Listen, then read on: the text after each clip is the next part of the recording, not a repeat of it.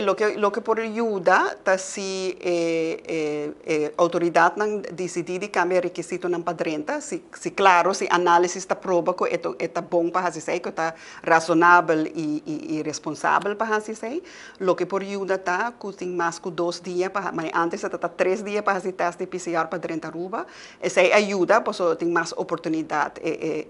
Test centers nang Amerika ting hopi gente de linha, dus hopi di turista neta sinti ko na no por hasi ding 2 dias, então nanta cancelar seta uno, outro ta possível se a autoridade na Aruba decidir que não aceitar o teste de antigen e não somente PCR, por exemplo.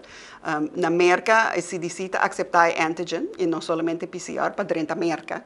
Então, se a Aruba faz a mesma coisa, se também ajuda, pois o antigen está bobahanha mais ligeiro, bobahanha back mais ligeiro. Então, se ajuda o turista que é mais fácil para ir viajar para a Aruba.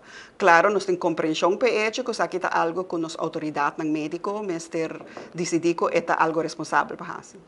Por lo cual, el resto de 2022, ¿cómo está premirar el escenario para desarrollar su mes? Ya 2020, 2021, hacíamos, o sea, pasa 5 horas, para lleno de 5 horas actualmente, ¿cómo está 2022 ahorita para desarrollar su mes? ¿Más ola? ¿O pesar que lo die down, de cierta forma? Y es difícil para nosotros pronosticar, porque nosotros no somos expertos en el virus, pero lo que nos da esperanza es que si vamos a ver datos de otro país, que ola que nos está dando agua por esta crece hopilige, pero por baja también hopilige. Entonces, ese porta algo que está algo positivo para nós, aunque esta tarde sí para baja fue en nivel 4 de CDC. Así lo que llega en nivel 4 de CDC, esta tarde para baja back. Pero ese por ayuda, pero ola acaba lige.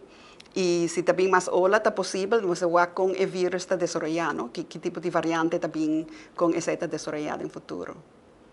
Overal toch optimista?